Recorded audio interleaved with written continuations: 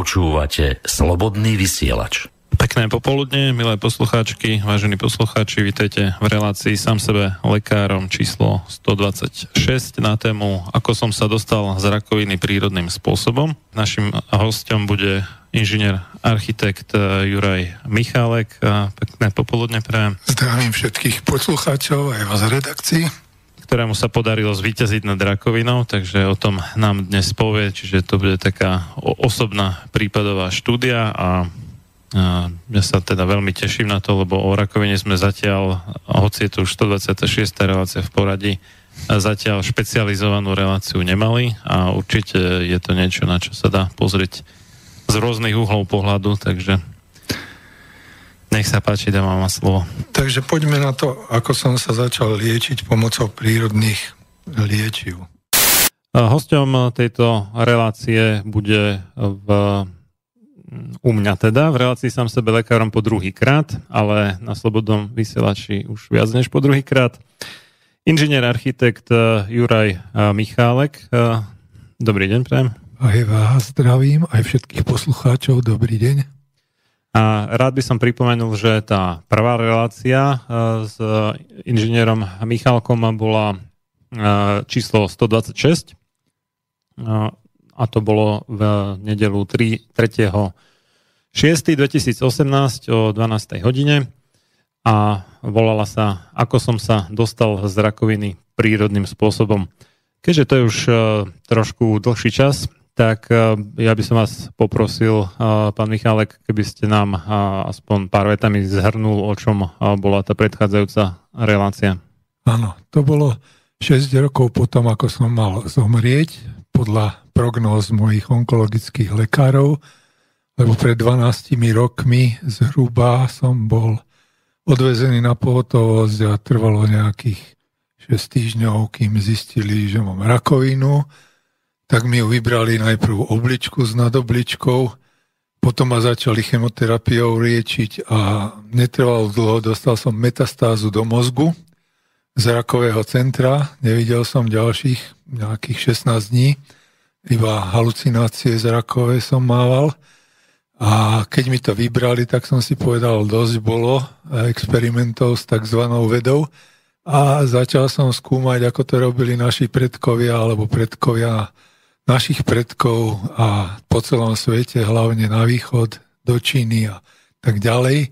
A dospel som k tomu, že príroda si vie s rakovinou poradiť, keď využite schopnosti tzv. Drevokazných húb, ktoré sa tiež ľudovo volajú choroše, ale ja ich volám zdravoše, pretože oni vyťahnú zo zomierajúceho stromu, ktorí oni nespôsobujú chorobu tomu stromu, ale naopak oni z toho zomierajúceho stromu vyťahnú všetky tie životné energie, životné šťavy do veľkosti tej huby, možno 20-30 cm klobúk si predstavte, zapichnutý do kmeňa stromu a z toho ja robím dvojaké výťažky. Jeden v liehu, tam dostanem terpény a druhý vo vode a tam dostanem glukány a tieto dve látky plus ďalších asi 250, ktoré v tom prírodnom materiáli spolu synergicky fungujú,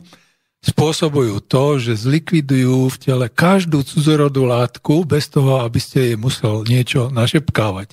Jednoducho oni vedia rozlíšiť, čo je vaše a čo je cudzie. Či je to vírus, baktéria, pleseň alebo rakovina, akýkoľvek exhalát, ktorý nadýchnete, ktorý vypijete, ktorý zjete, ktorý sa dostane do tela, alebo mutácia vašej bunky vďaka nejakému ožarovaniu, žiareniu a tak ďalej. To všetko vedie tieto prírodné výťažky z húb identifikovať, umrtviť a vyviesť z tela tzv. Apoptózou, čiže prírodzenou bezzápalovou metódou vymieňania buniek. Každý deň nám odumrie každému človeku je zdravému, niekoľko miliónov buniek a o niečo menej sa zase vytvorí. A preto starneme. A prirodzená apoptóza vedie k tomu, že vlastne vy sa zbavíte tých zdrojov všetkých ochorení civilizačných bez toho, aby ste z toho mali nejaké chorobné prejavy, ale na rakovinu platí hlavne tzv.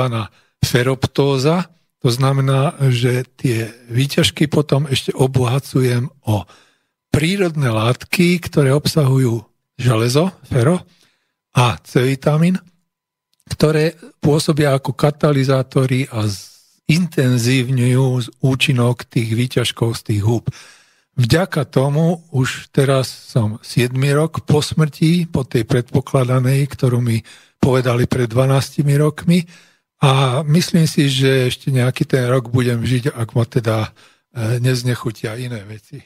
Začal som s bratom, ktorý žije nedaleko Karlových Varov a včelári vyrábať tieto prírodné výťažky konzervované v mede, pretože ja ich užívam v probiotických nápojoch, ktoré sa volajú kombucha alebo vodný kefír alebo ich zmes, ale tie po 2-3 dňoch prekvasia do octu a to už není pitné, proste nevydrží to dlho, nie je to konzervant, ale med to je konzervant číslo 1 a je prírodný. Takže v tom mede tie výťažky môžu u vás doma v izbovej teplote, nie na slnečnom svetle, na UV-žiarení, ale v nejakom zákutí vydržať storočia. Od Vianoc minulého roku, vlastne pred rokom zhruba som k nemu išiel, prehovoril som ho a pripravil som mu všetky tie výluhy a výťažky a na jar z prvého medu sme namiešali tie zmesi. No, bol som v takom priestore, kde je bývalý vojenský priestor. Žiadne vysielače. Doupov sa to volá. To je po vysídlených sudeckých Nemcov, taký priestor asi 300 km štvorcových, v rámci ktorého môj brat má asi 160 hektárov prenajatého priestoru, ktorý vyčisťuje súčasne od tých vojakov a súčasne tam chová ekologické včelky. A na základe toho a svojich vlastných experimentov som vypracoval metódu, ktorá je efektívna, účinná a maximálne zvyšuje účinok tých liečiv, ktoré sú v tých rastlinách. Hovoril som o feroptóze, takže my do toho pridávame aj výťažky z iných rastlín a korenín, ktoré potom zvyšujú tú efektívnosť a účinnosť. Takže stačí jedna malá lyžička toho medu s tými výťažkami rozmiešať do dennej dávky nápoja, či je to čaj alebo to probiotikum, ktoré ja doporučujem, a popíjať celý deň.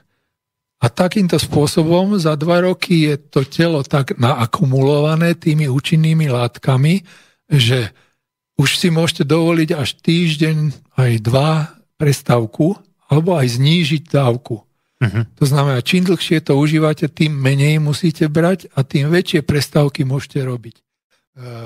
Pomoc pre onkologických pacientov som hľadal aj potom, pretože asi pred 2 rokmi som našiel odkaz v literatúre, že Američania a potom aj Číňania, Japonci a Rusi potvrdili, že najsilnejším antionkologickým prírodným liečivom je výťažok z paliny.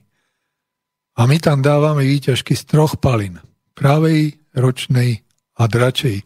A všetky 3 potom dokopy liečia aj 3 rôzne ochorenia.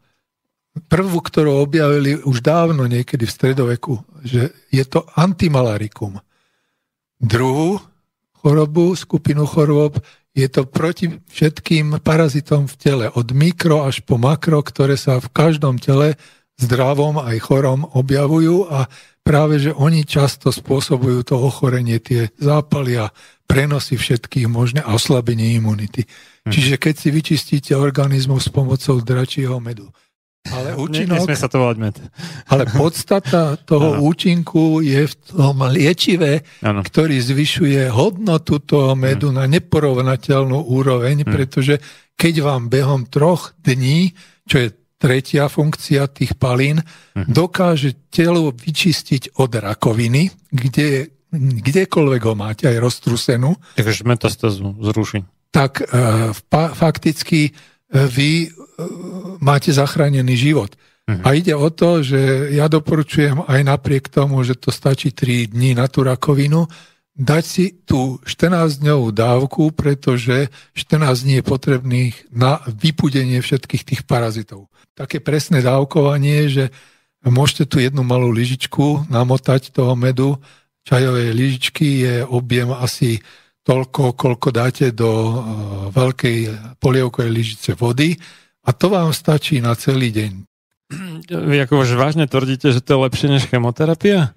No, odtedy, čo som začal užívať tieto výťažky, tak všetci tí pacienti, ktorí začínali a pokračovali v chemoterapii alebo v radioterapii so mnou pred 12 rokmi, po 5 rokoch boli mŕtvi. Všetci.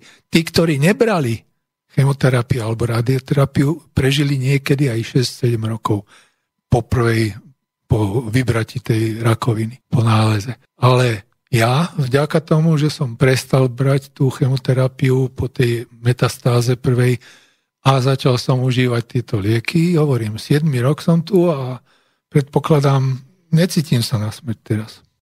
Asi pred 2 týždňami som čítal nejakú správu z Londýnskej univerzity, kde medzinárodný tím, Nemecko, Anglicko a neviem ešte kto, skúmali, prečo tie chemoterapie a radioterapie sú tak slabo účinné, respektíve tak negatívne účinné, viete, lebo do 3 rokoch je až 50% na úmrtnosť, do 5 rokoch 100% na úmrtnosť, čiže to je vysoká účinnosť, ale opačného typu.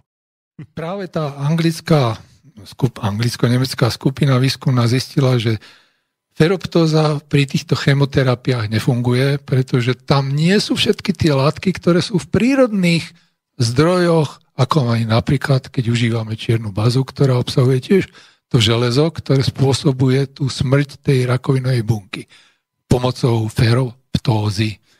Takže ono to nefunguje a dokonca to funguje tak, že tie rakovinové bunky prežijú a sú odolnejšie, ale tie imunitné bunky, ktoré to zničí, tie zlikvidujú úplne. Čiže chemoterapia presne tak funguje, že ničí všetky rýchlo sa rozmnočujúce bunky. A to sú nie len tie rakoviny, ale aj tie imunitné. A kým zničí polovicu rakoviny, tak zničí celú imunitu a tým pádom fakticky zabije človeka. No dobre. Takže toľko k téme skúsenosti a nové možnosti liečenia prírodnými prostriedkami, alebo ešte chcete niečo dodať? No len vyzvať ľudí, ktorí doteraz váhali, nech sa ďalej hlásia na tieto uvedené adresy. My zhromažďujeme objednávky a už behom ďalšieho týždňa, tento týždeň sme odoslali asi 50 kg medu záujemcom len na základe vysielania minulý piatok. Takže ešte raz zopakujem, tí, ktorí sa chcú sami seba vyliečiť a súčasne zachovať a posilniť ekosystém, životné prostredie, v ktorom sami žijú a od ktorého sme závislí, môžu sa zúčastniť jednak tým, že budú podporovať svoje adoptované včelíky, včelie rodinky a jednak tým, že teda budú užívať a šíriť dobré meno prírodných liečiv uložených, konzervovaných do medu. Ja ďakujem za účasť v relácii Sám sebe lekárom číslo 194 inžinierovi, architektovi Jurajovi Michalkovi. Do skorého počutia. Všetko dobré, dovidenia.